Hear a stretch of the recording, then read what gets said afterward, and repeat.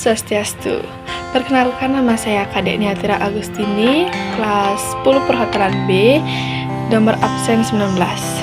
Nah, di sini saya akan menjelaskan tentang Hari Raya Nyepi. Apa sih itu Nyepi?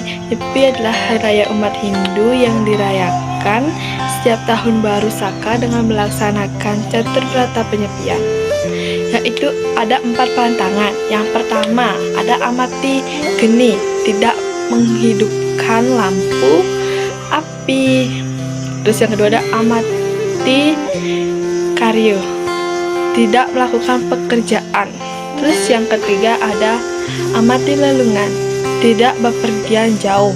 Dan yang keempat amati lelanguan, tidak bersenang-senang. Terus apa sih tujuannya Nyepi? Tujuan Nyepi adalah untuk melakukan refleksi diri, menyucikan jiwa, dan menciptakan keseimbangan dengan alam. Nah, selanjutnya ada sejarah Nyepi. Sejarah Nyepi berkaitan dengan penanggalan tahun baru Saka yang berasal dari India dan mulai digunakan dan dinusantarakan pada abad ke-8 Masehi. Perayaan ini pertama kali diperkenalkan oleh Raja Kanishka I dari dinasti Kusani pada tahun 78 Masehi.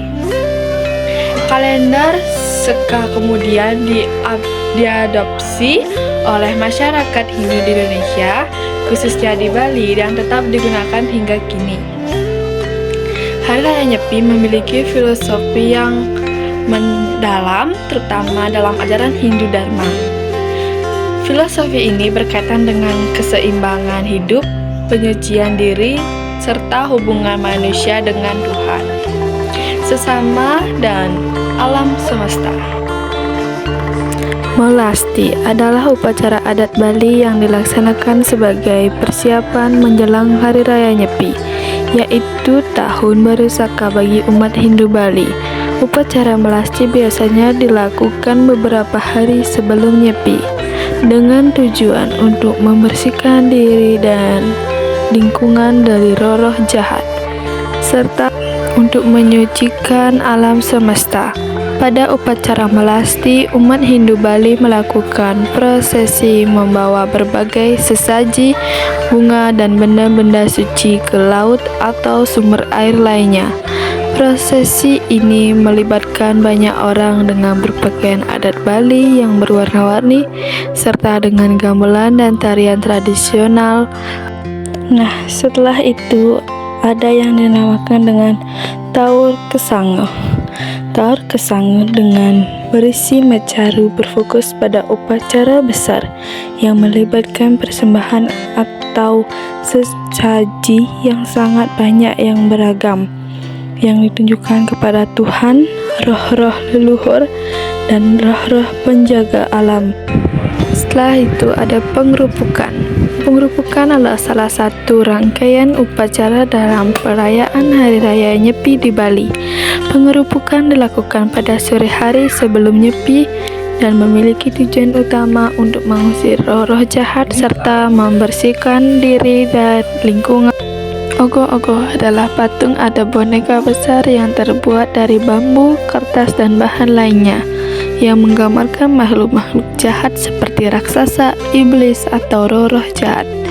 Ogoh-ogoh ini dibuat dengan sangat kreatif. Setelah prosesi, arak-arakan ogoh-ogoh tersebut akan dibakar sebagai simbol pengusir roh jahat dan kekuatan negatif. Setelah itu adanya sipeng. Sipeng bertujuan untuk introspeksi diri, penyucian batin, dan menjaga keseimbangan alam. Selama sipeng, seluruh aktivitas di Bali berhenti termasuk penerbangan dan lalu lintas sehingga suasana benar-benar sunyi.